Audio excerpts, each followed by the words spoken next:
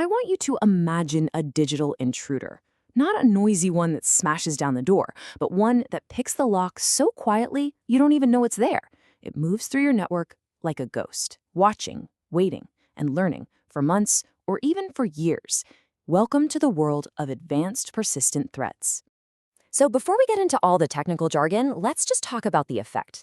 Think about the most sensitive data in the world. We're talking government secrets, financial systems, corporate R&D. Now imagine someone having complete access to all of it, not just for a minute, but for a really, really long time, completely unseen. Well, that's the calling card of these silent intruders. So let me ask you something. What's your guess? How long can these digital ghosts really stay invisible before someone finally sounds the alarm? A few hours? Maybe a couple of days? A week? Okay, get this. According to one major report, the average time an attacker goes undetected in the Americas, what the pros call dwell time, is 71 days. Just think about that for a second. That's over 2 months of free roam access before anyone even has a clue there's a problem. But wait, it gets crazier. In Europe, the Middle East, and Africa, that number more than doubles to 177 days. We're talking about nearly half a year of silent observation and data gathering.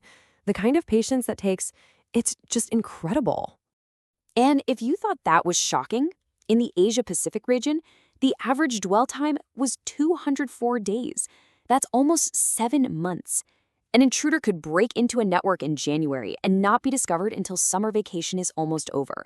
So you have to be asking, what kind of threat can operate with this level of stealth and this much patience?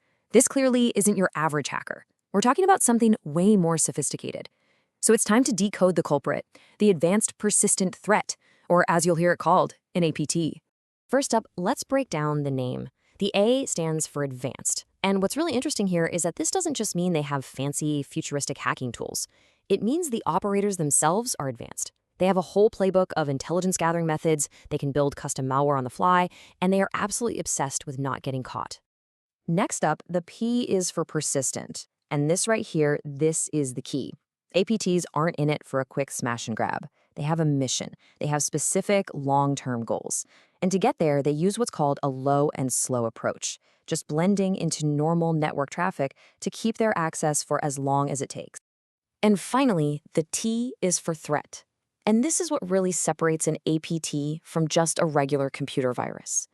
These are not mindless pieces of code floating around. No, these are coordinated human actions. There's a team of skilled, motivated, and usually very well-funded people on the other side of that keyboard who have both the ability and the intention to do damage. So here's an easy way to picture it all. An APT isn't a burglar smashing a window to grab whatever they can. It's a team of spies. They've studied the blueprints, they've learned the guard schedules, and they already made copies of the keys. They are on a mission, and they are in it for the long haul. All right, so we know what they are, but how do these digital spies actually pull off their missions? Well, it turns out there's a common pattern, a kind of life cycle that security experts call the kill chain. It almost always follows a predictable path. It starts with an initial compromise, maybe a convincing phishing email. From there, the attackers establish a foothold, then they work to escalate their privileges to get more control. After that, they start moving quietly through the network, mapping everything out. And only after they're deeply embedded and totally sure they can maintain their presence do they finally complete their mission, which is usually to exfiltrate or steal data. And if you really want to wrap your head around that persistent part, get this. In one famous study, the average time an APT group controlled a victim's network was 1 full year. And the longest they found? A single intrusion that lasted for almost 5 years. Unbelievable. So this level of organization, funding, and patience, it brings up a really big question. Who is actually capable of pulling this off? The suspects in this global game of digital cat and mouse are a very, very specific type of actor. Now, while some of these groups are definitely motivated by money, the ones we're talking about are typically state-sponsored or state-affiliated. Their missions aren't about simple theft, they're about espionage, stealing intellectual property for a national advantage, or achieving political goals on a global stage. It was really fascinating is how the cybersecurity world actually keeps track of all these groups. Different security companies have their own unique naming conventions. For instance, CrowdStrike uses animal themes, like bear for groups they attribute to Russia, or panda for those linked to China. Microsoft recently switched over to a weather-based system. It's kind of this cool inside look at how experts are trying to map this hidden world of digital spycraft. So we've got these skilled, patient, and often state-backed operators running these incredibly long missions. Which brings us to the final piece of the puzzle. What makes them so darn hard to catch? Well, the heart of the problem is that APTs are just fundamentally different from common malware.